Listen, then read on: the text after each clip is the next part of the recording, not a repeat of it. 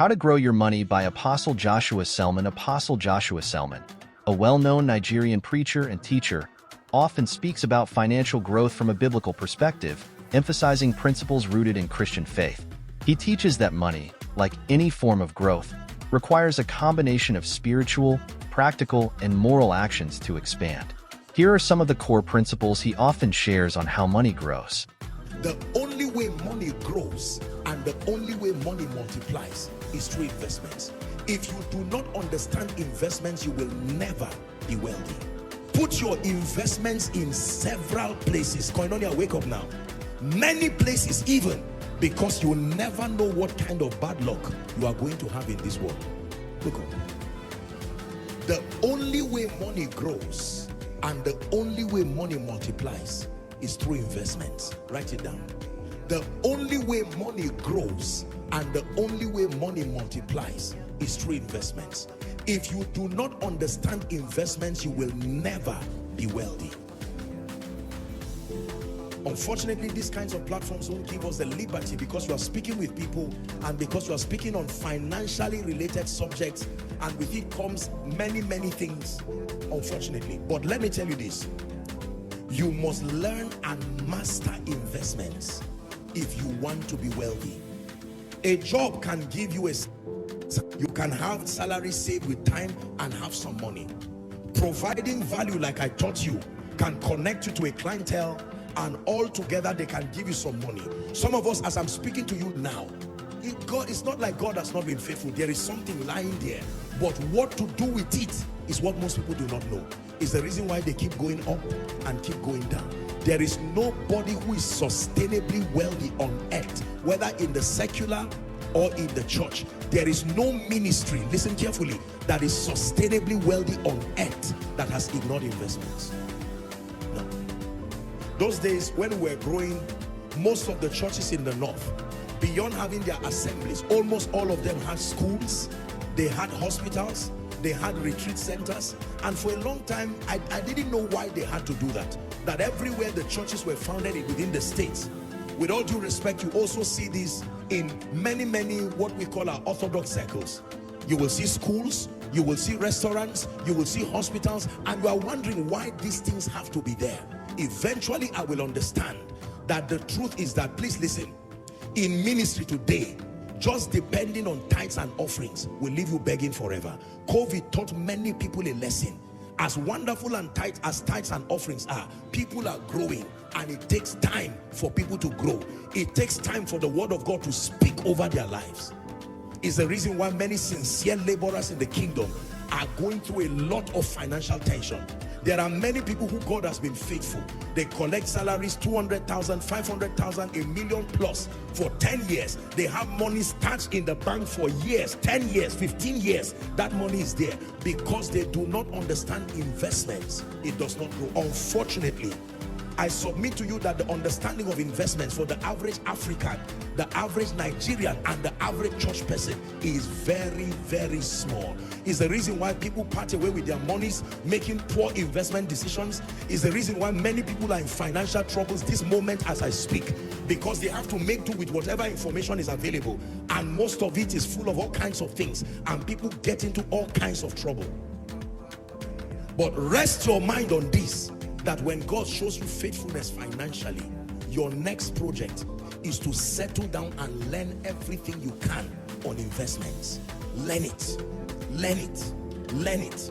By the time you create systems, they are called, you have entered a realm called oceanic wealth. It's a realm that the Bible calls the wealthy place. You see that now. Apply to be part of School of Ministry next year. Hopefully you have a chance to learn in more detail a few things about finances, investments. Most believers, I wish I had the liberty to talk a lot more on investments, but this is important. Have this at the back of your mind. The believer who cannot invest, who does not know how to invest, is the believer who cannot perpetuate wealth. For many reasons, there's no liberty to teach this in most detail in church, because financial issues are very delicate issues, and you are talking to a global audience. Are we together? And There has to be disclaimers when you teach on finances, because if people act on your financial advice and get into trouble, you can land in court, they can sue you. So because of that, preachers are not at liberty, even when they know how to guide. They are not at liberty to be elaborate beyond these kinds of states. But I'm just telling you, go and read up on investments. And let me give you a strong advice. Never release your money until you understand what you are doing. Never. It's better to keep the money there and let it not grow. Don't carry your money and just throw around because you hear that this is happening, that is happening. Believers again are careless people. Just because someone talks to you and is crying does not mean that your money is safe. Investments. There are business people today who don't invest. There are people who have had 10 million lying down for years. They've not been able to invest. 100 million naira is lying there. They don't invest. Whereas somebody, do you know, in Abuja here, just a few years ago, there were properties that were going lands for 400,000, a million naira. There are people who carry 10 million and bought 10. Now, one of those properties is not less than 60 million or 100 million. Say investments. And it's not like they were really very smart. They just were able to go ahead of time and to do that. There are some parents today, they did not have financial intelligence, but the one thing they did was to be able to go and buy some serious plots of land, and they kept it. They bought some of those lands for less than 100,000, even in your Abuja here. And some of those lands right now are in the hundreds of millions. And all the person would do is to just sell one and train his whole children to school. Give a portion to 7, yea to 8, for you do not know the calamity or the disaster that shall come upon the earth. I found this secret in my own life, and I prayed and studied everything I could study, because I do not want to live a life of compromise because of finances. I have told you, and I stand before the God of heaven, I have never preached for money, and I would never preach the gospel because of money. God has blessed me through preaching, I cannot deny that, but it has never been my motivation. God sent me to speak to someone because I will be sharing with you hopefully in the last service. I'm not a prophet of doom, and as I respect God and I respect myself and I respect your trust for me. So if I stand here and I tell you things, especially I'm prophesying, I make sure that I know what I'm saying.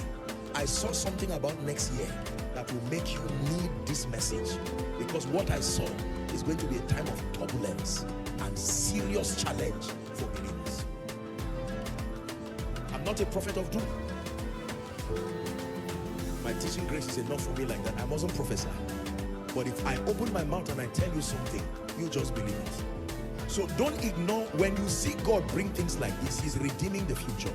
There is something he has seen. You see that now?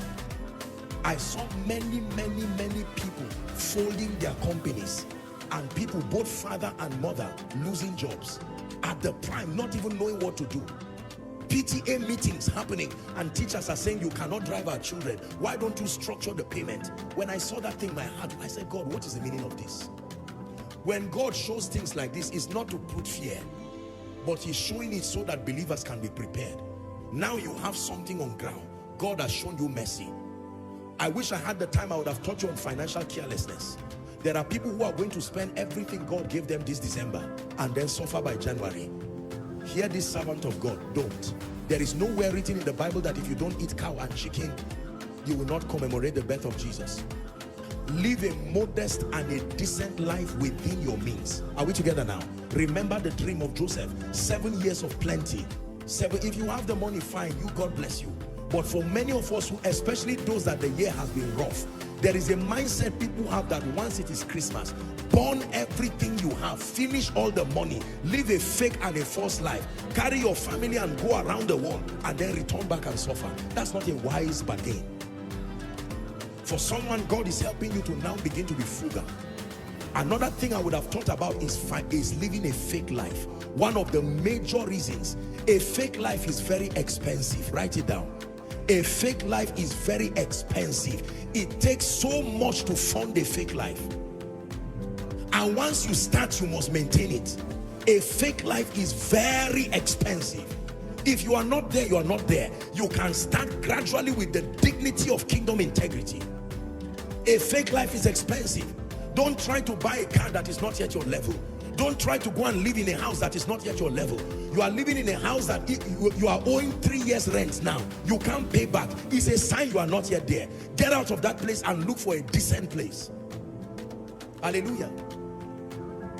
There are some of us who do not yet have the means to start gathering people and celebrating elaborate birthdays, elaborate occasions. No, be patient. God is bringing you there. Even for schools, as much as I would want you to educate your children at the highest level, you must be wise and keep them within your budget. Find the best school that your budget can afford. If your child is on scholarship, that is fine. Otherwise, find the budget, the school that your budget can afford. But by all means, Koinonia, please hear me. Great disaster is going to befall many. And there are many who will begin to tour the corridors of compromise because of this finance thing. I shall not want is not just a prophetic declaration. It is a declaration that comes with responsibilities. And the responsibility is learn all you can. Now that God has given you a good job, don't waste your salary that is coming. Learn all you can about investments. Are we together now? Selman's approach combines spiritual principles with practical actions, teaching that true financial growth requires aligning oneself with divine laws while taking responsible, proactive steps.